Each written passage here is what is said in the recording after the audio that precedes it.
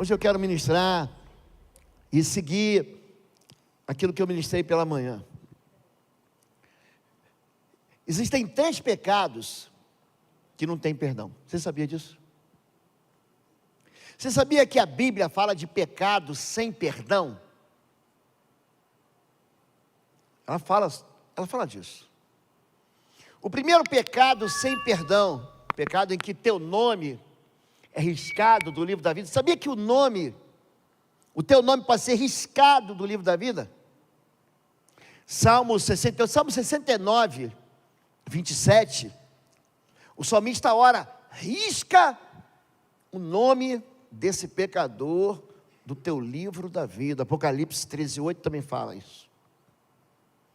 Existe um pecado, é o pecado da apostasia. Sabe o que é isso?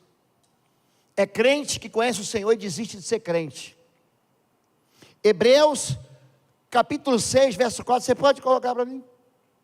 Hebreus capítulo 6, verso de número 4, fala sobre o pecado de gente que conheceu o Senhor. Ora, com respeito àqueles que uma vez foram iluminados, provaram o dom celestial, tornaram-se participantes do Espírito Santo, verso 5.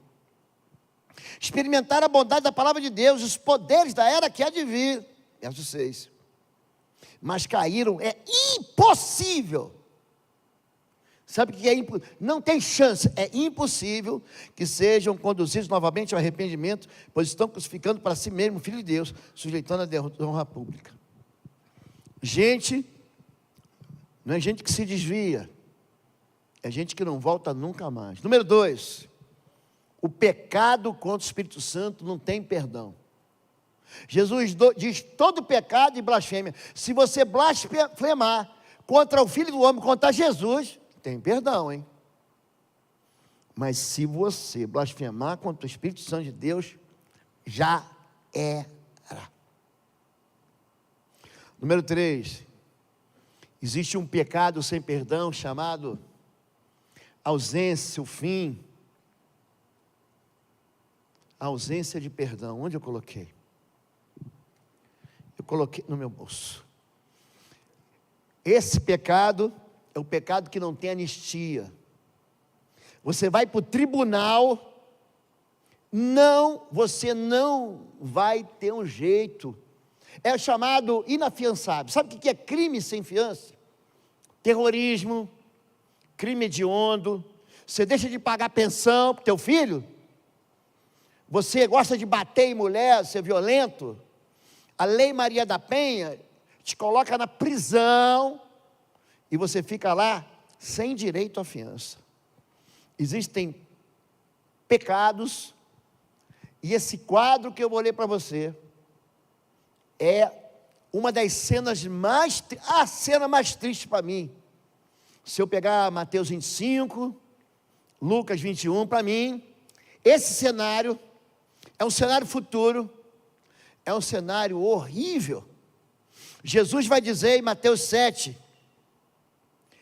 nem todo aquele que me diz Senhor, Senhor, entrará no reino dos céus, mas aquele que faz a vontade do meu Pai. Naquele dia muitos dirão: em teu nome profetizamos, pregamos a palavra, fizemos maravilhas, expulsamos demônios, e eu vos direi abertamente: apartai-vos de mim, vós que praticais o pecado, eu nunca vos conheci.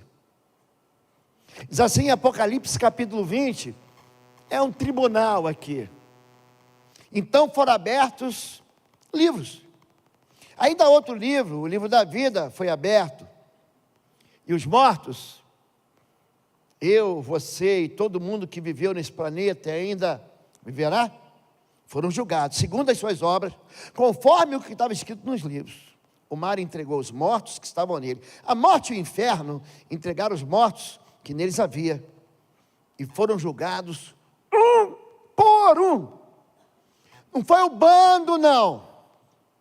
Vem cá você, eu, vem cá.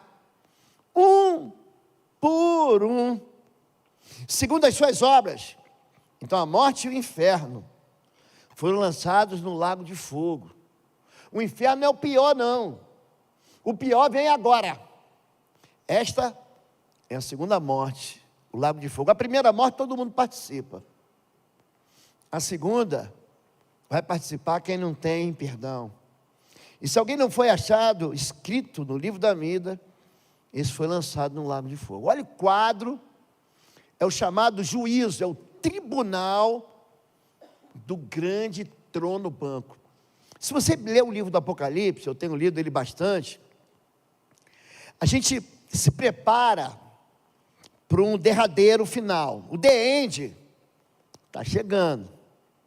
Você vai no cinema, você pega um filme na televisão, você sabe que o filme, ele termina em 1h30, em 2 horas. Aí você olha no relógio, já tem 1 minuto e 45 de filme. Então você sabe que aqueles 15 minutos finais, menos o nome dos artistas que vão aparecer depois, estão te chegando para o fim. Então esse é o fim. Você vai lendo a Bíblia, e quando chega no livro do Apocalipse, tem uma guerra acontecendo.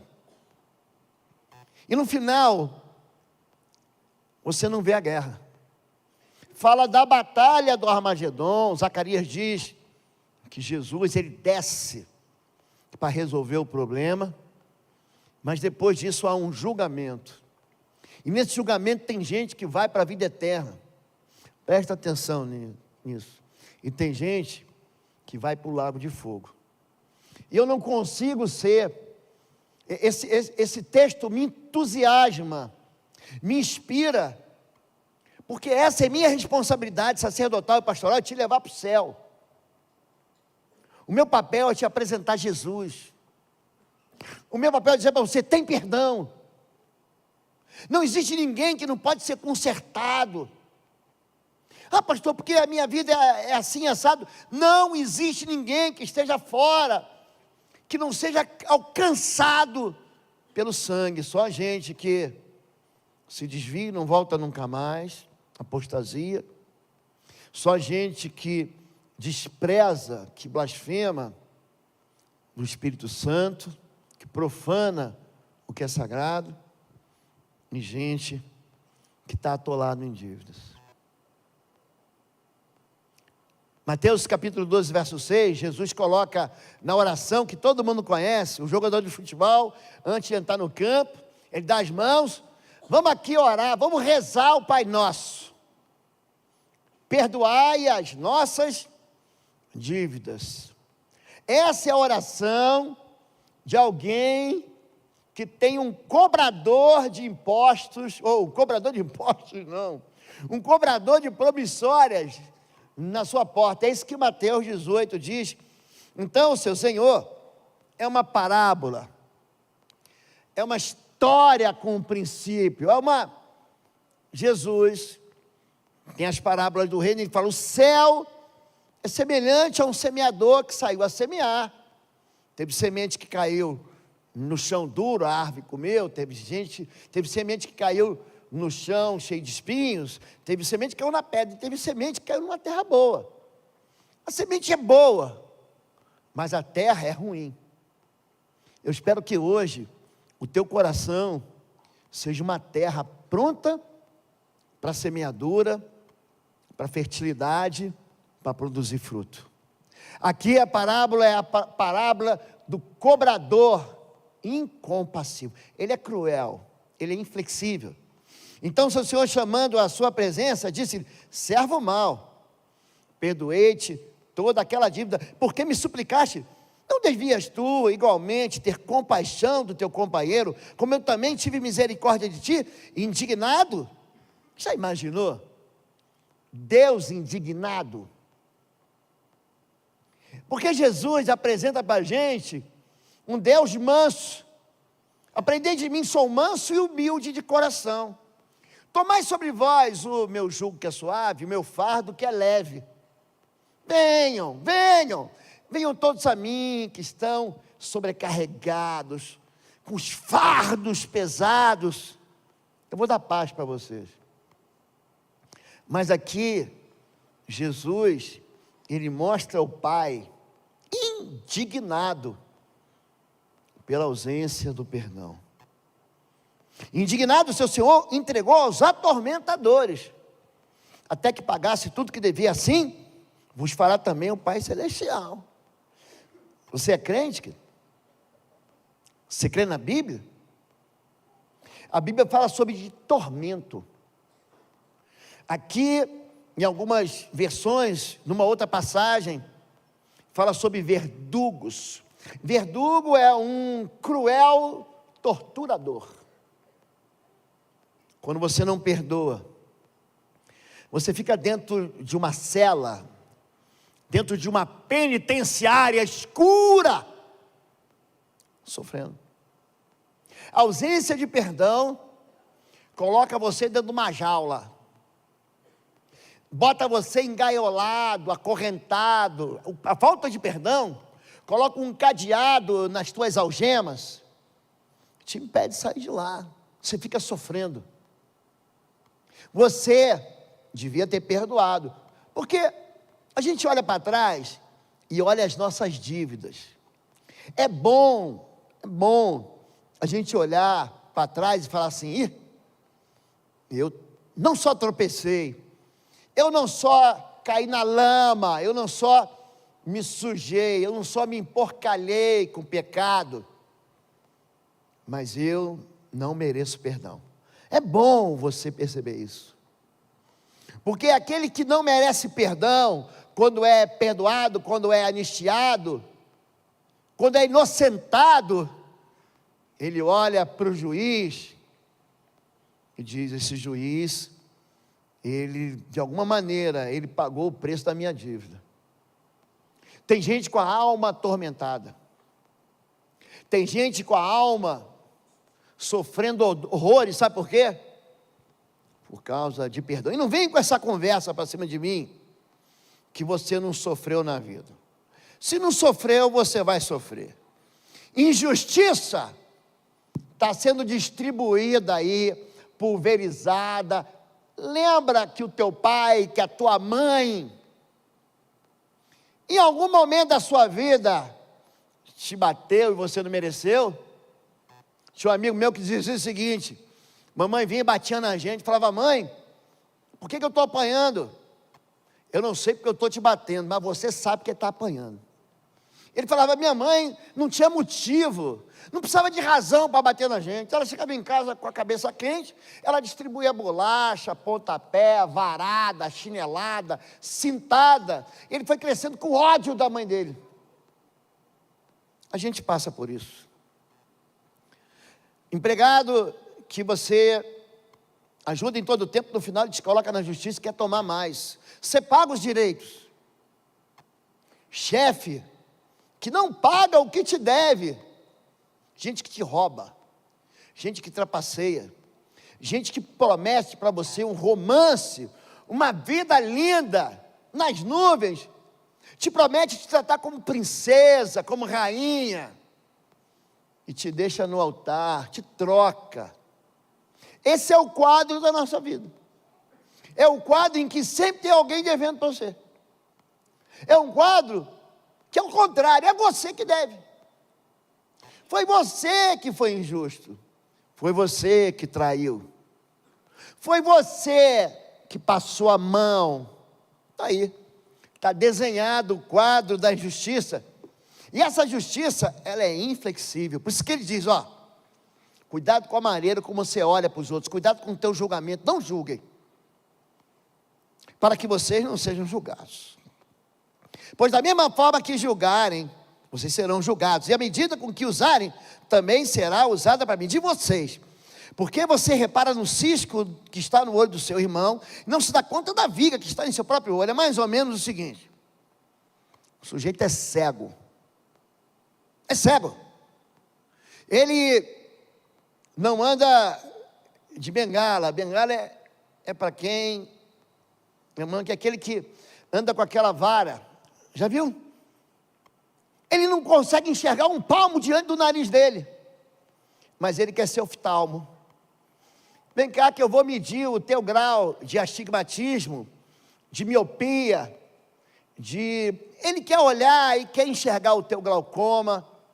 Ele quer enxergar que você precisa trocar aí alguma coisa, uma lente dos seus óculos, fazer um transplante de córnea. Mas ele é cego. Ele diz que a maneira, e aqui o julgamento, vocês fazem julgamento todo dia. O que eu visto, o que eu como, como que eu vou dormir, quem é melhor para andar comigo, quem eu não quero perto de mim, isso é julgamento. Ele não está dizendo que você não pode julgar, no sentido de fazer uma escolha. Daqui a 3 semanas a gente vai fazer uma escolha, vai fazer um julgamento. Tem eleição no país. Quem decide? É você. O povo de Deus, em 1 Samuel capítulo 15, o povo de Deus se cansa de Deus, sabia disso? Cansa. Aí eles chegam para o último dos juízes, o nome dele é Samuel, e fala assim: Samuel, a gente quer ser um povo que nem os outros povos. A gente não quer essa teocracia, a gente quer um rei. Nós queremos escolher um rei. Aí Samuel, que é a voz de Deus, que é o profeta de Deus, que dá direção para o povo de Deus, vai choramingar para Deus: Deus, eles me rejeitam. Ele foi deposto. Aí Deus fala assim para Samuel, 1 Samuel 15: eles não te rejeitaram a ti, Samuel, eles rejeitaram a mim. Faz o que eles estão pedindo. Eles querem escolher um rei? Dá para eles um rei, mas haverá consequências. O rei vai cobrar imposto. Vocês acham caro trazer dízimo e oferta? Te prepara quando o rei começar a taxar você, a colocar imposto sobre imposto sobre imposto. Tem mais, hein? Os teus filhos, que você pensa que vão trabalhar contigo na tua seara, na tua fazenda, na tua agricultura, na sua carpintaria, eles vão ser tirados para lutar as guerras do rei. Eles vão ser arrancados da sua família. Presta atenção, vai ter rei que vai ser bom, e vai ter rei que vai ser uma desgraça. É uma escolha, é um julgamento. Aqui, o que Deus está falando é o seguinte: não condene. Você pode achar certo ou errado. Ele fez certo, ele fez errado, não há problema. O problema é você dizer se tem ou não tem salvação. Aí não é problema teu. Só quem vai estar naquele tribunal falando é Deus.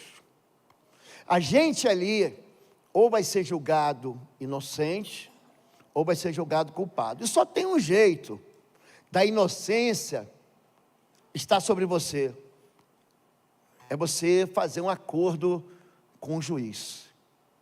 O acordo com o juiz é você entender que o filho do juiz, Jesus, o filho do rei, vai sofrer a pena, ou sofreu a pena no seu lugar. Existe gente que faz o que a gente chama de execução sumária. A mulher de João 8, que horror! Os mestres da lei, os saduceus. Os fariseus é aqueles que ditam a regra do comportamento. Se vista assim, se vista assado, você pode cortar o cabelo, não pode, você pode usar um brinco ou batom, homem tem que usar calça e terno e chapéu, mulher não pode usar calça. São aqueles que ditam, e eu não estou falando mal de uso e costume de igreja nenhuma, mas é gente que quer dirigir a gente. Jesus dá uma bronca neles, os fariseus, diz assim: vocês alargam os seus filactérios, vocês aumentam as suas franjas, vocês gostam de sentar no primeiro lugar na sinagoga, serem chamados por todos de rabino, de pastor, de apóstolo, de bispo. Jesus diz: são guias cegos. Eles estão cegos e querem guiar outras pessoas para a vida eterna. Aqui os mestres da lei, os fariseus, trouxeram uma mulher surpreendida no pecado da imoralidade. Lógico que ela não estava sozinha, havia um homem com ela, lógico. A indecência aqui é que eles pedem para Deus trazer um juízo, uma execução no tribunal. Jesus está escrevendo na terra, eles chegam com essa moça, fizeram ficar de pé diante de todos, ou seja, ela veio arrastada, estava jogada no chão, arrastado. Eu fico olhando a cena, arrastado pelos cabelos, sei lá como. Fizeram ficar de pé diante de todos e disseram a Jesus: mestre, esta mulher foi surpreendida em ato de adultério. A lei de Moisés nos ordena apedrejar das mulheres. E o Senhor, o que você diz? Hoje, a sociedade cancela as pessoas, executa, sumariamente.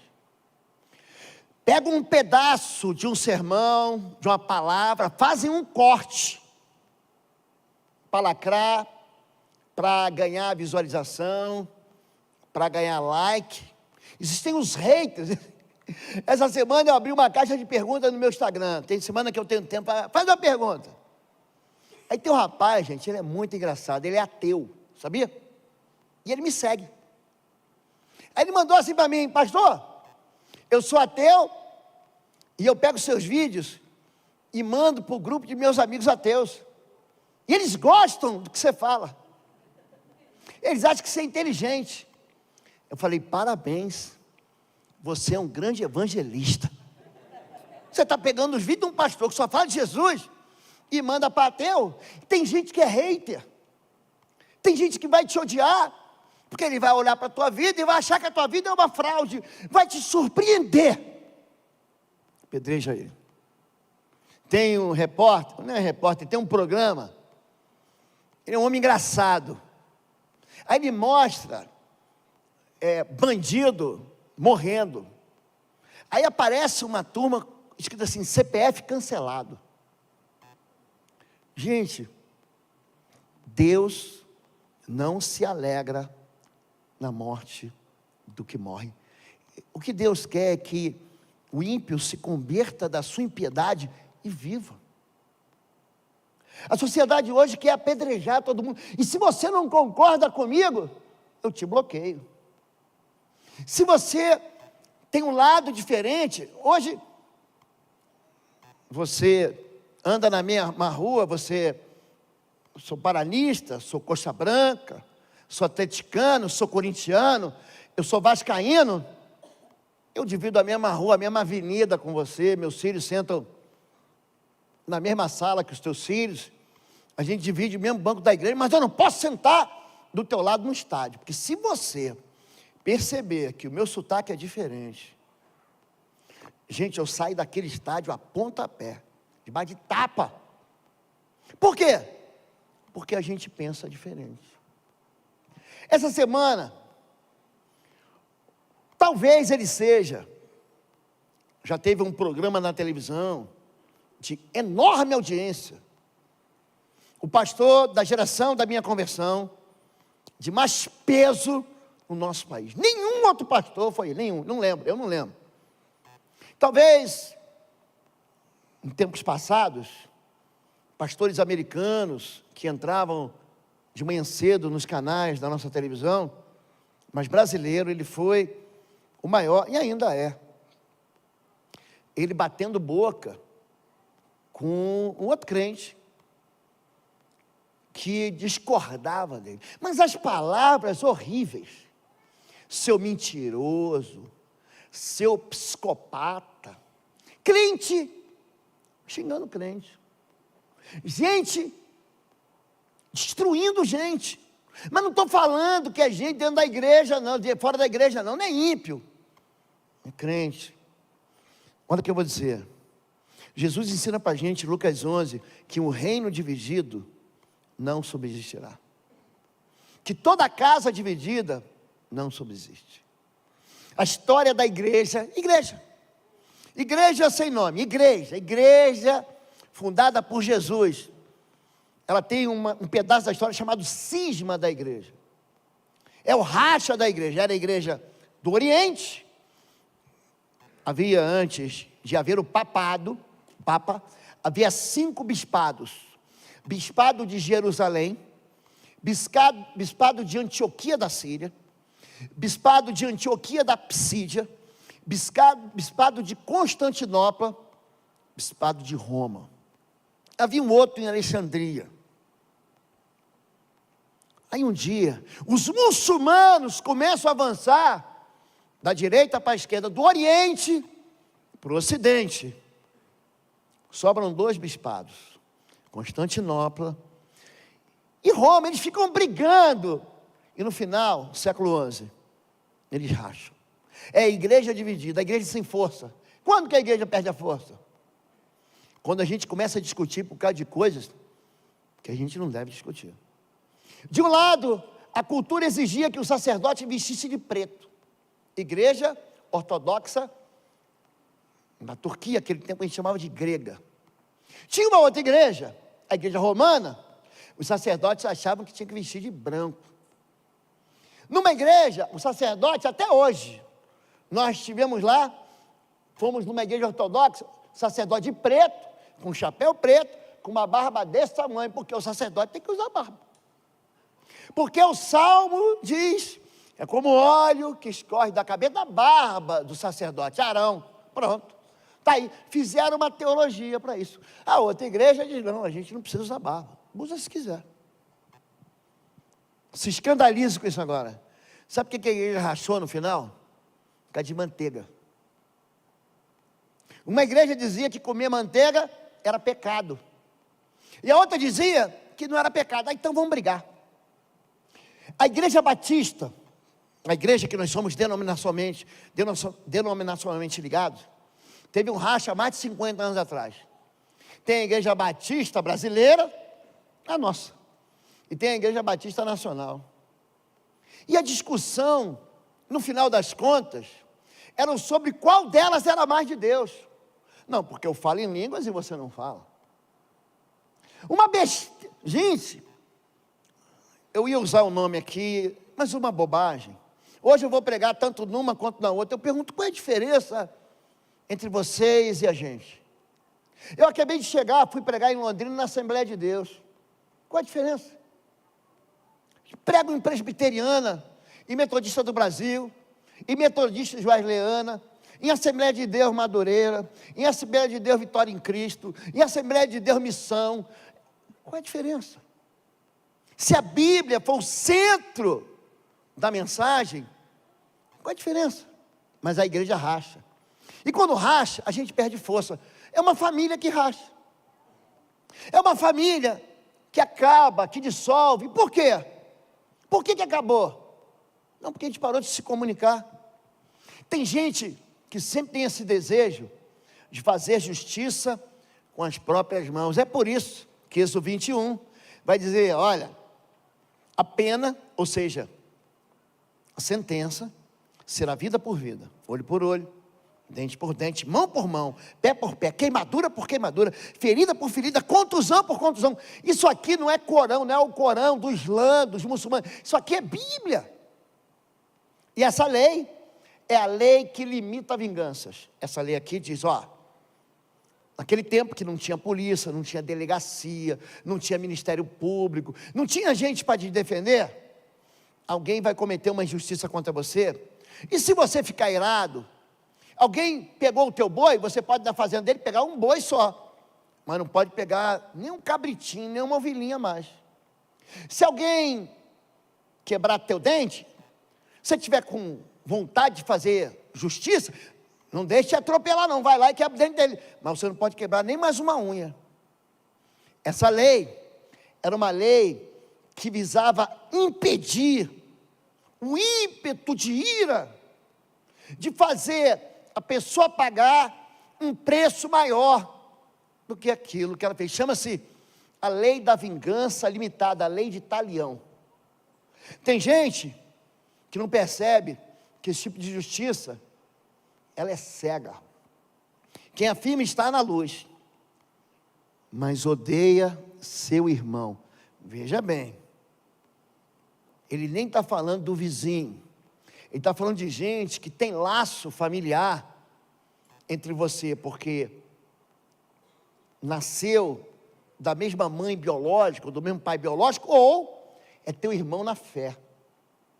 Se você afirma, eu garanto que eu sou crente, mas odeia o seu irmão, você continua nas trevas.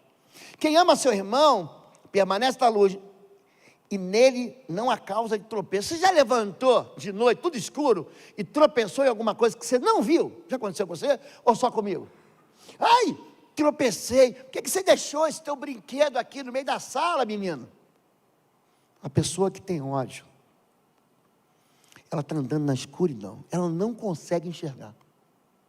A ausência de perdão, mas o poder, seu irmão, está nas trevas, anda nas trevas, não sabe para onde vai. Por quê? Porque as trevas cegam, o ódio. O que você fez? Pastor, eu perdi a cabeça. Eu estava com tanta raiva que eu fui lá, pastor, e dei um cascudo nele mesmo. Eu fui lá, eu estava com tanta raiva que eu falei umas poucas e boas. E eu falei tanto, que ele não quer nem mais ver a minha cara, nem eu pintar de ouro. Um técnico de futebol essa semana foi expulso. Sabe por quê? No meio da tensão do jogo, ele foi lá e deu um cascudo, um tapa, no gandula. Gente, pensa num moço educado para falar. É o técnico. Pensa num moço estudado, inteligente. Mas o ódio cega. Você fala, por que você fez isso? O ódio descontrola. O ódio provoca bloqueio social. Em Lucas 6, são as bem-aventuranças de Lucas, que começam em Mateus 5, começam em Lucas 6. Felizes são, é isso que significa bem-aventurados, serão vocês quando vos odiarem, expulsarem, insultarem e eliminarem o nome de vocês como sendo mal por causa do Filho do Homem. Sai daqui, você não é bem-vindo. Eu vou te cancelar, hein? Eu não te sigo mais no Instagram, eu te proíbo. Agora surgiu não, já era velha, uma nova rede social que substituiu o Twitter. Mesma coisa. A partir de hoje a gente não se fala mais. A partir de hoje a gente viveu junto 5 anos, 10 anos, 15 anos, 20 anos juntos, a gente foi casado, mas não existe mais nada entre nós. Vamos ali para o juiz, a gente se separa, você pega as tuas coisas, pega os teus trapos, vai para um lado, eu vou para o outro, chega, não quero mais te ver. É isso aqui. É o bloqueio social, que é uma das feridas mais brutais que um ser humano pode sofrer. Chama-se rejeição. Isaías 53 fala de Jesus. Ele sofre o sofrimento profundo. Qual o sofrimento profundo? É a rejeição. Quando você é descartado, desprezado, você é tratado que nem um lixo. Não, você não vai entrar aqui não, é da porta para fora. Sabia que tem uma igreja que botou Jesus para fora? Tem. Jesus diz, eis que eu estou à porta e bato. Porque o evangelista diz, não, Jesus está na porta do teu coração. Teu coração para receber Jesus. Não é isso que o texto está dizendo. Ali Jesus está falando para uma igreja, e essa igreja deixou Jesus do lado de fora. Olha, eu estou do lado de fora, batendo. Se você abrir, eu vou entrar. Eu vou celebrar, eu vou ceiar com você. Tem gente que faz isso. Eu sou o pastor Oswaldo Lobo, diretor do Instituto Êxodo de Libertação e Batalha Espiritual.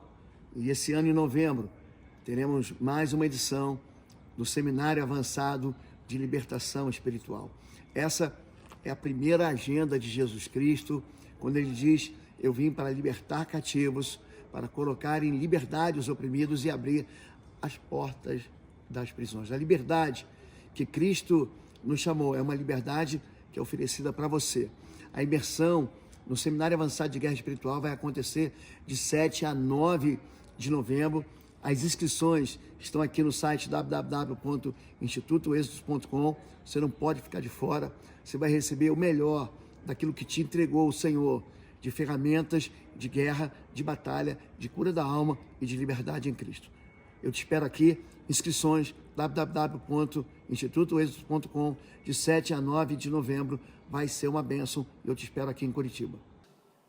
A orfandade, o abandono da paternidade, da maternidade. Semana passada, na rua que minha filha mora, uma mãe, junto com a sua avó, pegaram um bebezinho de um dia, jogado no lixo. Num lixo. Na rua da casa da minha filha. Aí o moço, que era o jardineiro, escutou um barulho. E foi ver depois, as câmeras registraram. Chega a mãe, junto com a filha e junto com o bebê. O nome disso é rejeição. Uma das feridas mais profundas que um ser humano pode experimentar. Quer ver outra ferida? É a língua. O ser humano consegue domar toda espécie de animal, ave, réptil, peixe, mas ninguém consegue domar a língua.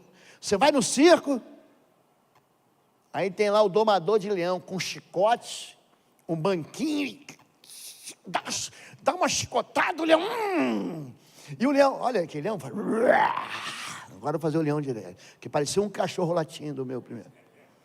Ele pula no arco de fogo, o tigre, ele se equilibra num banquinho. Olha lá, eu sou domador. O que você doma? Eu domo tudo, eu domo passarinho, tem um periquito, aquele, como é que chama, que tem calopsita, que canta o hino nacional. Vocês já viram isso? Ele doma, ele ensina o papagaio a falar mal da sogra, ou do sogro. Não posso mais falar de sogra, Fabíola me proibiu porque ela é sogra. Tem gente que doma golfinho. Você vai no parque aquático, a foca bate palma, o leão marinho rodopia, o golfinho pula e gira no ar. O homem consegue domar a baleia assassina, a orca. A língua você não doma. Ela é incontrolável e perversa, cheia de veneno, mortífero. Às vezes louva o Senhor, ele vem para a igreja, aleluia, ele louva o Senhor, aí ele vai na rede social e amaldiçoa aqueles que Deus criou à sua imagem. Ele é pastor, ele prega a palavra de Deus, aí em casa ele xinga o filho. Ele é crente, ele é líder, que louva a Deus. Em casa ele é o diabo. É isso que ele está falando. Ele é capaz de, ao mesmo tempo, ser uma fonte que jorra água doce, e ao mesmo tempo ele é uma fonte que jorra água amarga. O nome disso, essa ferida, é uma ferida mortal. Tem crente que é homicida, assassino. Quem odeia o seu irmão é assassino. Vocês vêm aqui todo domingo, e eu entrego para vocês uns 200 versículos, para fazer você pensar a semana inteira, discutir nas celas. Aquele que odeia o seu irmão, olha gente, existem 3 pecados sem perdão, hein? A blasfêmia contra o Espírito Santo. Cuidado, o teu nome não ser riscado do livro da vida. A falta de perdão, você odeia o seu irmão, é assassino, e vocês sabem que nenhum assassino tem vida eterna em si mesmo. Não tem. Ele diz que é crente, mas não é crente. É por isso que tem gente que diz assim, você morreu para mim. Fulano morreu para mim. Quando você lê os 10 mandamentos, você fala, não, esse aqui, não terás outros deuses além de mim. Não, esse aqui eu estou livre. Não farás para ti nenhum ídolo. Você não diminua o tamanho de Deus. Não tome o nome de Deus em vão. Tira um dia para você descansar, uma semana, um feriado, vai. Tira um mês de férias. Isso vem de Deus. Sabia que isso vem de Deus? Sabia que férias vem de Deus? Sabia disso? Vem. É um presente para a gente que é livre. O escravo não para de trabalhar. Não para. Ele não tem folga. Mas o livre celebra o dia do descanso.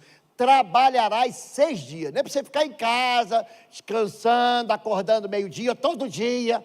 Não é isso. Trabalha, meu chapa. 6 dias. Mas um dia você tira para quê? Para olhar para a vida e falar, mas que bom que Deus me deu isso. Ele me deu alimento 6 dias, no sétimo já tem alimento. Aqui, ele diz: honra teu pai e tua mãe, e o sexto mandamento é: não mate. Eu nunca peguei uma arma, nunca matei ninguém. Quando é que você mata? Quando você exclui a pessoa, ou tira ela da possibilidade de convivência com você. Fulano morreu para mim, pastor. Não me dou, eu não visto a camisa dele. Hoje ganhei uma camisa do Paraná, estou todo feliz. Ganhei mesmo, ganhei. Vou aparecer com a camisa do Paraná. Para ninguém me perturbar, porque fica um monte, pastor, torce para o Atlético, torce para o Coxa. Todo mundo sabe para quem eu torço, Eu sou mais do que vencedor, não sei quanto é que está o jogo, espero ter uma boa notícia. Também se não tiver, eu oro por eles, tomara lá que Pedro apareça, falando que Jesus te ama. Está 1-0? Obrigado, irmão. Não te revelou carne e sangue, mas o Pai que está nos céus. 1-1, você é o profeta da miséria. É por isso que agora eu torço para o Paraná. Não tem aborrecimento. E quando você ganha, é um milagre. Vamos voltar para o texto. Não mate. Não mate. Porque quem mata vive uma vida infernizada. Vocês ouviram o que foi dito aos antigos antepassados: não matarás, e quem matar está sujeito a julgamento. Mas eu lhes digo que qualquer que se irá contra o seu irmão, diga assim, ira, estará sujeito a julgamento. Olha o tribunal de novo aí, é o julgamento. Também qualquer que disser a seu irmão, racá é maldito, desprezível, é isso que significa, será levado ao tribunal. Olha o juiz de novo. E qualquer que disser louco, corre o risco de ir para o fogo do inferno. Olha como é que o ódio, a ausência do perdão, ele é irreconciliável. Há um risco aqui, de quê? De inferno. E eu nunca vi uma mensagem inteira de um pastor, eu nunca preguei sobre isso, em todos esses tempos, todas as vezes, semanas que eu vim, há anos, eu nunca vi ninguém pregar um sermão inteiro sobre o inferno. Por quê? Porque é um sermão que esvazia a igreja. O único sermão que eu recebi para ler sobre isso é um sermão do irmão mais velho, já está no Senhor, chamado Jonathan Edwards. Ele prega o sermão Pecadores nas mãos de um Deus irado, em que ele prega com uma unção que as pessoas se agarravam nas pilastras do templo com medo de descer para o inferno. O inferno, ele toma conta da sua vida quando? Quando teu coração não tem paz e não tem perdão. Não existe recompensa em amar somente aqueles que te amam. Se vocês ouviram o que foi dito, ame seu próximo, odeie seu inimigo. Mas eu lhes digo, amem seus inimigos. Orem por aqueles que os perseguem, para que vocês venham a ser filhos do seu Pai que está nos céus. Se vocês amarem aqueles que os amam, que recompensa receberão? Até os publicanos fazem isso. Eu vou traduzir para você. Os corruptos também amam os que amam eles. Sabia disso? Os traficantes de droga também amam somente quem ama eles. Os criminosos, assassinos também amam quem ama ele. Então, se você é crente e só ama quem te ama, qual a recompensa? Hoje a gente vive uns tempos muito esquisitos.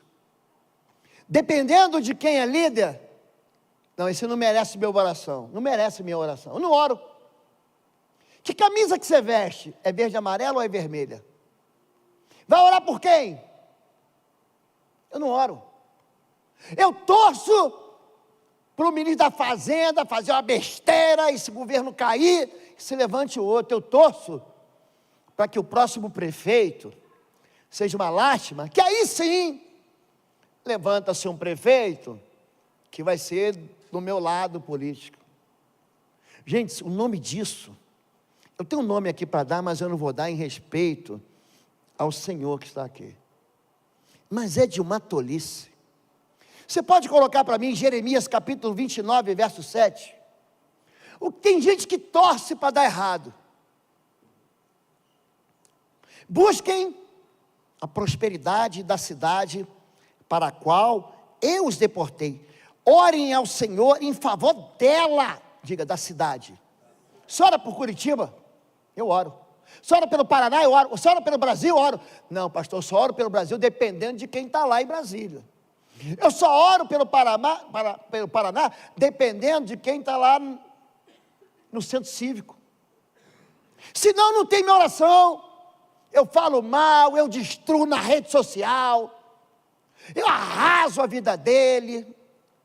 Isso não é coisa de crente. O crente ora pela cidade. Olha que lógica. Orem ao Senhor em favor dela. Por quê? Porque a tua prosperidade, a tua felicidade, a tua paz, a paz de vocês depende da paz da cidade. O que está acontecendo hoje?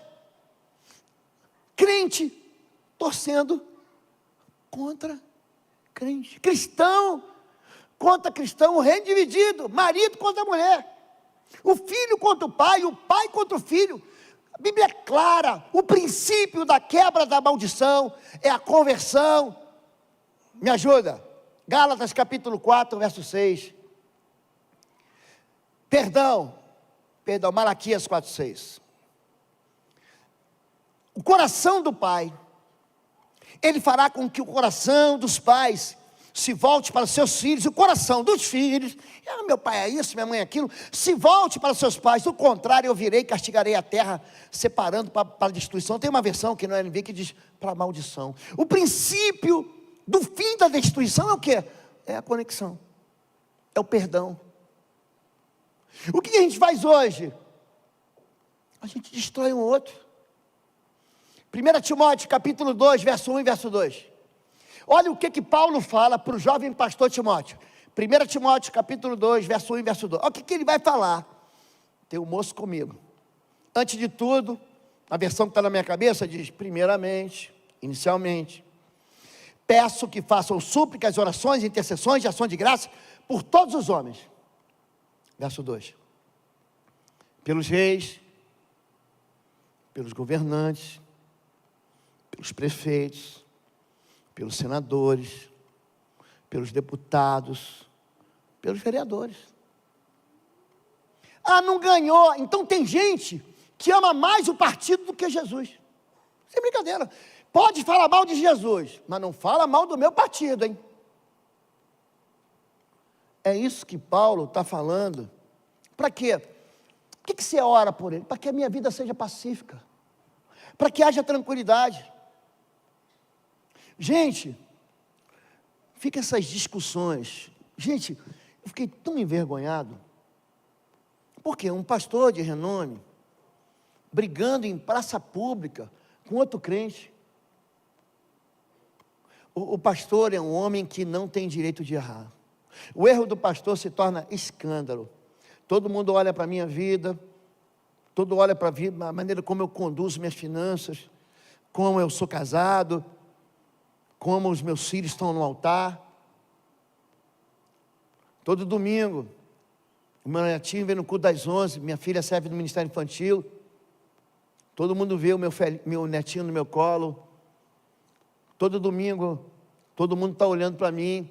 Na hora que eu devolvo o dízimo, eu sacrifico uma oferta, meu neto vai comigo. Por quê? Porque a vida do pastor é uma vida de referencial. Esse é o papel sacerdotal. Vocês vão mostrar para o povo a diferença entre o santo e o profano, entre o justo e o injusto. A gente não pode errar. Olha para mim, meu irmão. Não fica pensando assim: ufa, eu não sou pastor. Todo mundo vai olhar para a sua vida. A não ser que você seja um crente 007, que ninguém no teu trabalho saiba que você é, na tua escola, você fala: não, eu vou entrar miudinho, vou sair calado. Que se eu me posicionar, vai dizer: ah, mas que crente é esse que você é?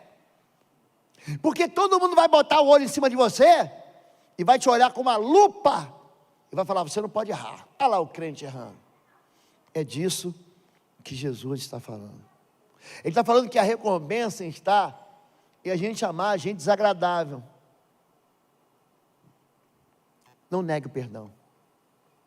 Não matarás significa não negarás o perdão. Pedro pergunta, quantas vezes?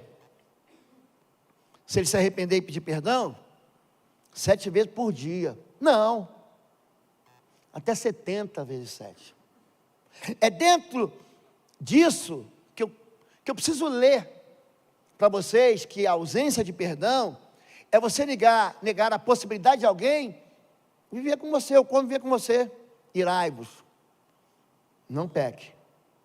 Não deixe o dia acabava às 6 da tarde, por quê?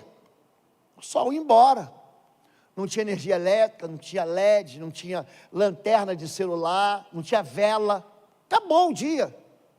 Porque se você continuar irado, e a ira é um sentimento de justiça diante da injustiça, pastor, eu fiquei irado. Você não pode pecar. O que tu vai fazer com a tua ira?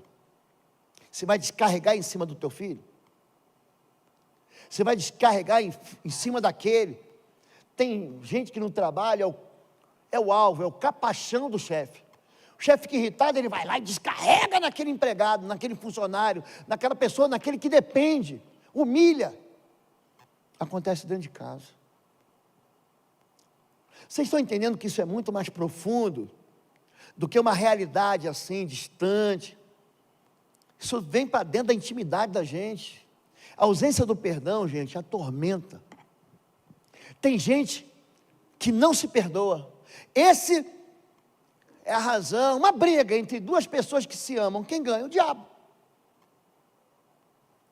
Se vocês perdoam alguém, eu também perdoo. E aquilo que perdoei, se é que havia alguma coisa para perdoar, perdoei na presença de Cristo, por amor a vocês, a fim de que Satanás não tivesse vantagem sobre nós. Quem é que ganha? Quem que tem vantagem? As trevas. Quem sai vitorioso? Quando dois crentes, cheios de razão, você é muito burro, vai estudar. Você não estudou. Eu é que sei da escola, é o dono da verdade. E aí o que acontece? Desculpa a expressão burro, tá? É a emoção da mensagem. Mas a gente fala isso, as pessoas falam isso. O irmão, olha para mim, pacifica o teu coração. O papel da igreja é um papel de moderação e pacificação. A gente não pega gasolina de alta octanagem e joga na fogueira. A gente não faz isso. O nosso papel qual é? Bem-aventurados os pacificadores, eles herdarão a terra. O papel da igreja é amar esses inconvenientes, essa gente chata, essa gente que pensa diferente. Cuidado, porque o ódio vira uma doença contaminadora. Sabia? Tem um irmão que fez mal contra mim, sabe o que eu faço? Vocês vão me dar só mais um minuto. Ele pode subir. Eu tenho mais um minuto. O irmão fez o mal contra mim, sabe o que eu faço? Eu vou lá no teu ouvido e falo mal dele para você. Você sabia que o fulano fez? Você sabia que o fulano faz? Você sabia? Você soube o que ele fez comigo? Você nem conhece o fulano. Você fica com ódio dele. Pastor, eu pensei uma coisa completamente diferente de você, porque eu ouvi dizer que você era assim, que você era assado. Aí a fama que alguém levanta faz colar em você um apelido. Disse, meu filho, aqui é um estabanado. Quem está de fora, o filho do vizinho, é um mão furada, é um preguiçoso. Meu filho é preguiçoso. Então o que acontece? As pessoas começam a odiar, e você começa a odiar o teu irmão, porque alguém diz que ele deve ser odiado. O nome disso é contaminação. Existe um outro problema, tem um outro tipo de perdão. Eu botei esse lápis ali riscando, porque a gente, quando não perdoa, a gente risca a pessoa da vida da gente, a gente cancela ela. É o perdão que você não libera para você mesmo. Esse é horrível. É a culpa. Culpado é um sujeito, pensa um sujeito bruto, é o culpado. Culpado Nunca tem misericórdia, ele não perdoa ninguém. Esse aí tem que apodrecer na prisão. Não pode ter anistia para ele. Ele não pode ter salvação, isso não pode ir para o céu. Ele adora diferente. Ele tem uma igreja de parede preta, igreja de parede rosa. Aquele ali fala em línguas, não pode. Aquele ali não fala em línguas, não tem a unção. É um racha na igreja, é uma bobagem. Mas o culpado, ele olha para si mesmo e fala assim: o que eu fiz não tem jeito. Essa semana eu bati num carro estacionado, fui sair da garagem, bati no carro do lado, achei que não tinha sido nada. Cheguei em casa e que eu vi, pior do que isso, o carro não era meu, é o carro da Fabíola. Eu ando com qualquer carro, mas o carro da pastora Fabíola, ela não pode vir um risquinho. É aquele carro limpinho, limpinho, limpinho. Bate o pé, sacode o pé do lado de fora antes de entrar. É cheirosinho. Eu bati com o carro dela. E aí a gente veio para a igreja e falou: vou deixar para falar depois. Como eu não sou muito bom de dirigir, não. Nunca bati violentamente, mas já dei uns beijinhos nos postes por aí. Só que eu bati no carro de um cara que não sei quem era. Falei: e agora? Eu tenho que sair daqui. Eu tirei a foto da placa, mandei para um amigo meu que é comandante do batalhão. Falei: me arruma o nome desse cara, o telefone, alguma coisa. Está aqui. Não, aqui é minha nora, Francisco, vem cá. Nani, me ajuda aqui. Então assim, ó, lê para mim aqui. Lê para mim aí, até onde eu pedi. Mandei a mensagem para ele, não sei quem é. Estou devendo, bati no carro dele, vou ter que pagar o carro dele. Oi. Boa tarde, me chamo Oswaldo. Sou eu, pastor Barbeiro. Consegui seu contato por conhecer quem trabalha na aeronáutica. Lamentavelmente, arranhei seu veículo quando saía de uma vaga. Eu achei que não havia acontecido nada e apenas o retrovisor havia batido, mas estava com pressa para um compromisso e fui reparar o fato que havia acontecido depois. Por isso, estou entrando em contato para poder consertar seu veículo. Fui para Londrina. Estarei em Londrina até domingo, mas você pode contatar por esse número. Sei que é uma situação chata, peço gentilmente desculpas, vou arcar com as despesas do conserto do seu carro. Aí ele me responde: estou devendo, o culpado deve, né? Não dá para você fugir do local do crime e falar assim: não foi nada. Eu ia me condenar. Você se condena. Por que eu fiz isso? Como é que eu vou fugir? Eu tenho que confessar. Por quê? Sem confissão não tem perdão. Sem perdão não tem vida eterna. Olha que esse camarada. Mandei o áudio para ele aqui, ele manda assim para mim. Oi, Oswaldo, beleza? Pô, cara, é difícil encontrar hoje pessoas assim honestas, né? Que assumam alguma coisa, algum erro que a gente comete. Hoje em dia as pessoas se omitem, né? E você, se não falasse isso, eu não ficava sabendo, né? Não ia nem me ligar.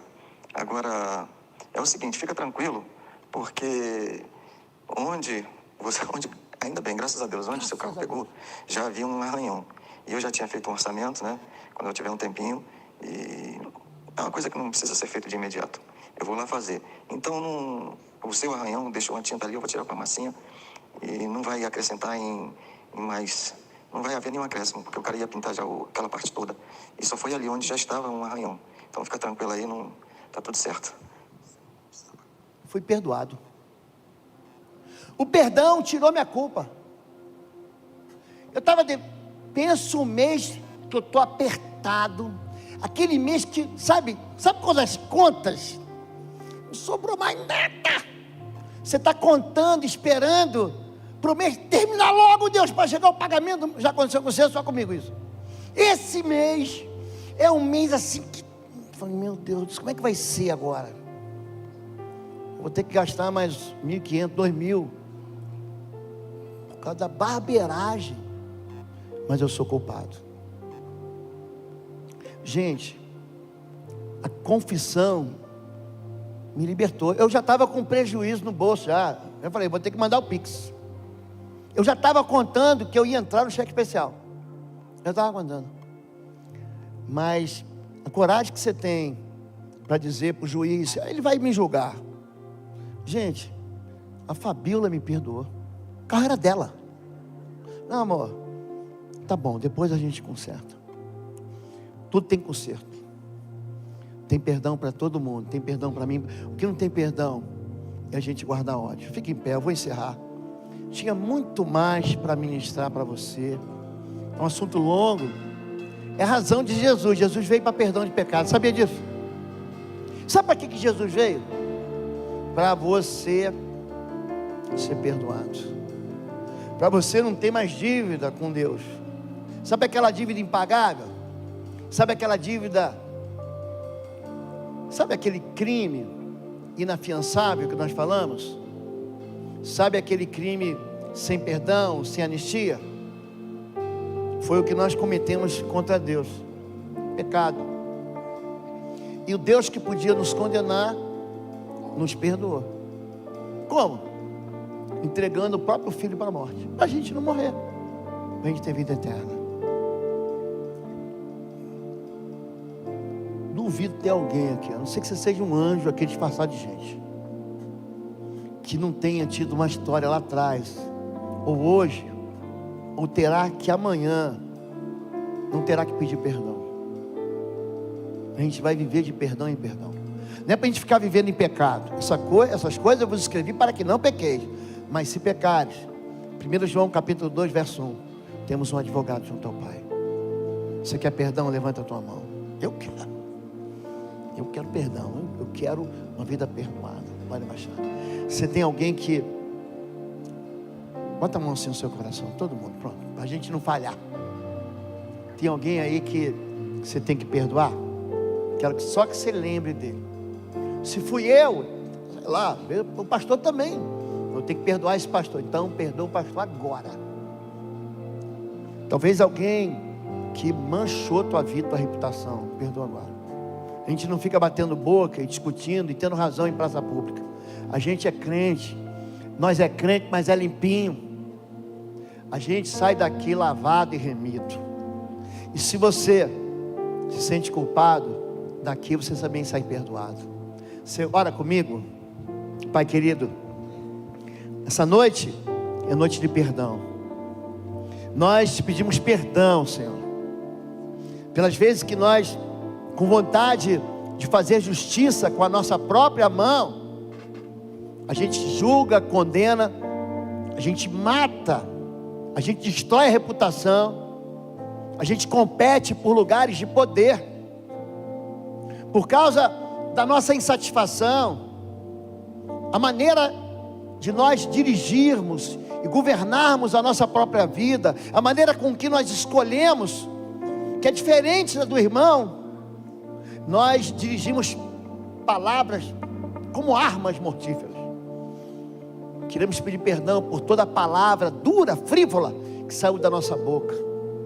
Nós queremos te pedir perdão, Senhor Deus, por aquilo que a gente acha que é melhor, que é maior, que é mais inteligente. Te pedimos perdão. Te pedimos perdão pelas vezes que fracassamos e não alcançamos aquilo que o Senhor chama de santidade. Sede perfeitos, como é perfeito o vosso Pai que está nos céus. E ali nós encontramos um motivo para te pedir perdão. Nós também, Senhor Deus, saímos daqui perdoados, porque o Senhor retirou a nossa culpa. É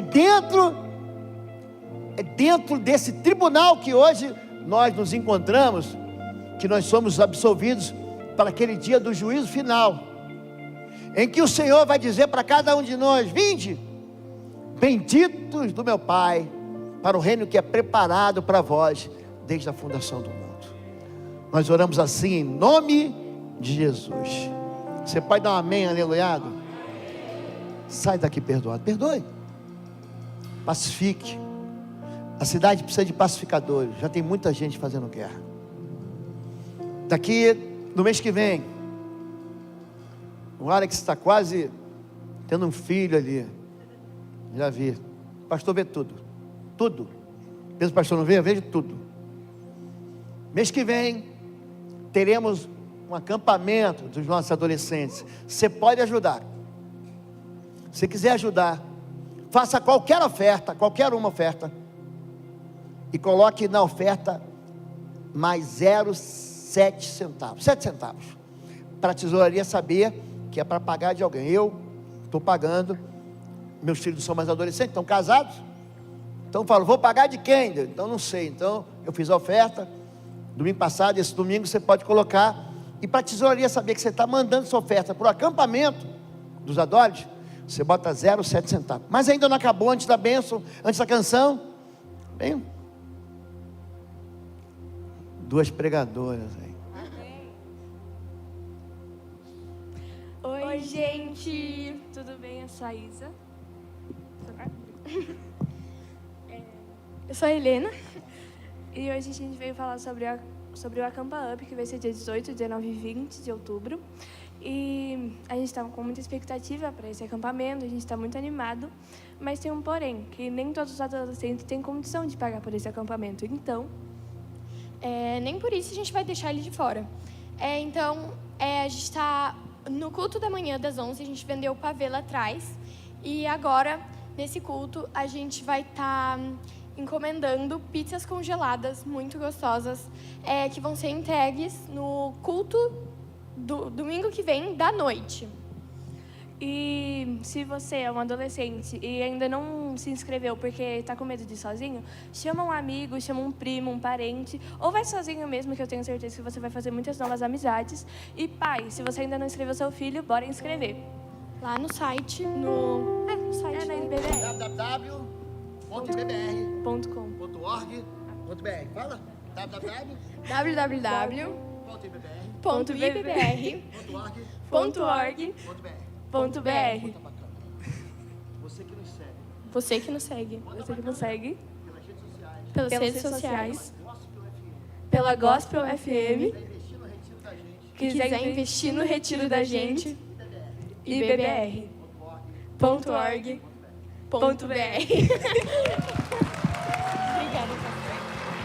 Domingo que vem vocês vão fazer um momento de dedicação aqui. Pronto, estão aprovados. Vamos louvar ao Senhor. Levante suas mãos. Sai daqui com perdão. Sai daqui livre, tá bem? Livre. Teu coração, sem ira. Entrega esse momento que você teve de injustiça na mão do Senhor. Ele é teu vingador. A gente não devolve mal com mal. A gente entrega na mão do Senhor. Que o amor de Deus, o nosso Pai, a graça do nosso Senhor e Salvador Jesus Cristo, as consolações do Espírito Santo de Deus sejam sobre sua vida e sua casa. Deus abençoe a todos. Vai com Deus. Compra a pizza. E semana que vem você pega a pizza. Tá bom? Pastor, não vem no culto semana que vem, vou viajar, não faz mal. Alguém vai pegar para você. Deus abençoe.